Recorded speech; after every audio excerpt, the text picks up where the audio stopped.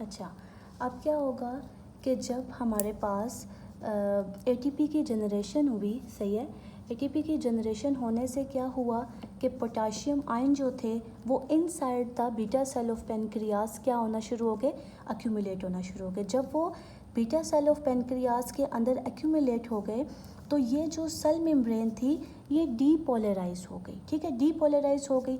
अब voltage disturb हो गया क्योंकि जो इन आउट का सिस्टम था सेल के अंदर, बीटा सेल के अंदर, अब एटीपी की जनरेशन से क्या हुआ कि वो वोल्टेज डिस्टर्ब हुआ। अब जब वो वोल्टेज डिस्टर्ब हुआ तो क्या हो गया कि जो बाहर outside the cell calcium ion थे, अब यहाँ पे सेल मेम्ब्रेन के अंदर जो होता है वो कैल्शियम चैनल्स भी होते हैं, ठीक है, पहले वो बंद थे। अब जब वोल्टेज डिस्टर्ब हुआ और साथ में जो हो डीपोलराइजेशन हो गई due to the accumulation of potassium ion inside the beta cell, तो ये कैल्शियम आयन जो थे ये इनसाइड द बीटा सेल ये चैनल ओपन हुए और कैल्शियम आयन जो कि बाहर थे सेल के वो इनसाइड आना स्टार्ट हो गए, ठीक हो गया। अब जब वो इनसाइड आना शुरू हो गए, ठीक है, तो ये स्टिमुलेशन मिला, इनसाइड आ गए। अब जब ये इनसाइड आए, ठीक है, तो वोल्टेज चेंज हो गया, सही है, वोल्टेज चेंज हो गया। तो वोल्टेज चेंज होने से कैल्शियम चैनल भी ओपन हो गए, कैल्शियम इनसाइड आ गया सेल के अंदर, सही हो गया।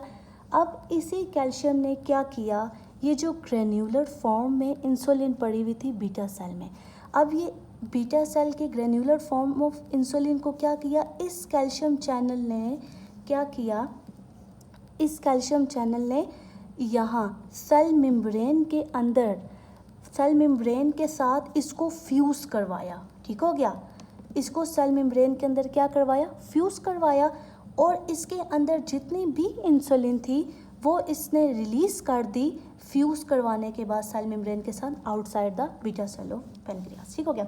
अब ये मैकेनिज़्म था पूरा कि how glucose involve in the stimulation of insulin secretion, ठीक हो गया। अब कुछ और फैक्टर्स भी होते हैं, ठीक हो गया। अब यहाँ पे मैं लिख रही हूँ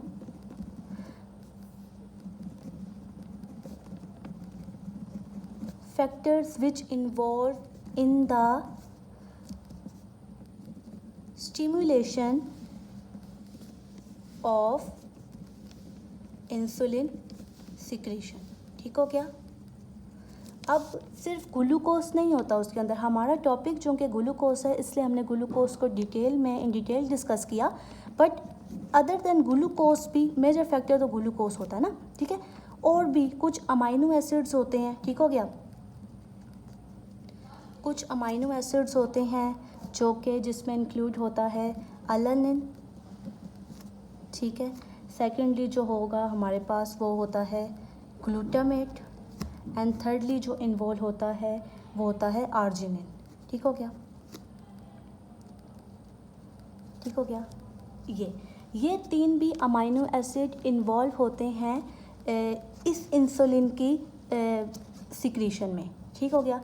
जब क्या होगा कि ग्लूकोज बहुत ज़्यादा हो जाएगी आउटसाइड द सेल, तो ग्लूकोज से तो ये हो जाएगा, ठीक है, इनका अपना अपना मैकेनिज़्म है। अगर मैं थोड़ा सा एलेबोरेट कर दूँ तो सुपरफिशियली जो अलानिन होता है ना, अलानिन वो क्या करेगा, वो जब आउटसाइड बीटा सेल से इनसाइड आएगा, beta cell outside of the cell of beta cell inside आएगा, तो वो क्या होगा, वो कन्वर्ट हो जाएगा पायरोवेट में।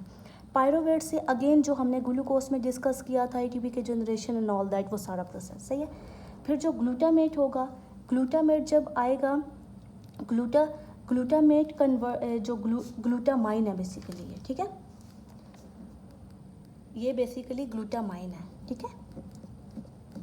जो ग्लूटामाइन है, ग्लूटामाइन किस में कन्वर्ट होगा, ग्लूटामेट में, सही है, ग्लूटामेट, फिर वो कन्वर्ट होगा अल्फा कीटोग्लूट्रेट जो कि टीसीए साइकिल या सिट्रिक एसिड साइकिल का पार्ट है, ठीक है।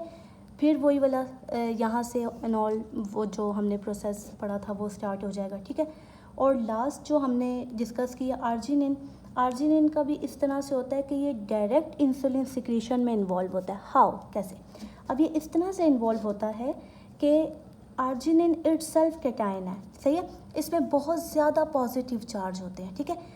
जब ये जब inside the beta cell arginine भी आएगा तो फिर ये again cell membrane of beta cell को डीपोलराइज कर देगा।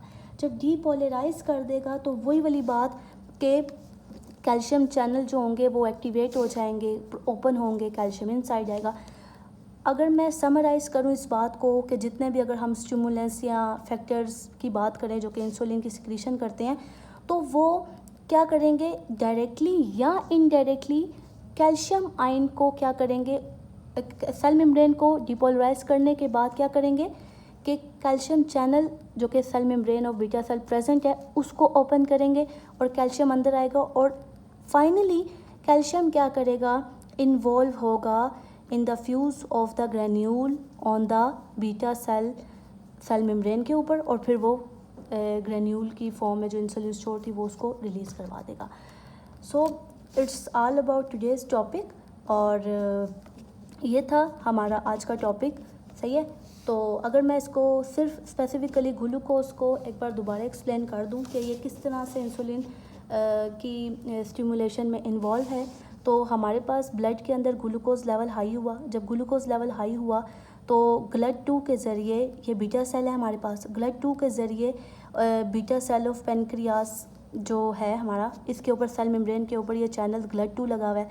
ये GLUT2 अंदर जब अंदर आया इसके ज़रिए ग्लूकोज, तो वो ये ग्लाइकोलिसिस करेगा, मतलब सेलुलर रेस्पिरेशन के जितने भी प्रोसेसेस हैं ये करेगा और एट लास्ट क्या बनाएगा, ATP बनाएगा। अब ये ATP क्या है कि नॉर्मली हमारे जो बीटा सेल ऑफ पेनक्रियाज है उसमें क्या चल रहा होता है, उसमें जो ये जो पोटाशियम होता है ना, ये पोटाशियम इन आउट हो रहा होता है, सही है। तो ये पोटाशियम चैनल्स होते हैं बेसिकली, ठीक है। अब ये पोटाशियम चैनल, अब जब ATP बहुत ज़्यादा, क्योंकि ये सेंसिटिव है ATP के, तो ATP जब सेल के अंदर हाई होगा, जब ATP का लेवल सेल के अंदर हाई हो जाएगा तो इनकी एक्यूमुलेशन स्टार्ट हो जाएगी। जब accumulate inside the cell high, ये सेल मेम्ब्रेन को डीपोलराइज कर देगा, क्लोज कर देगा, ठीक है।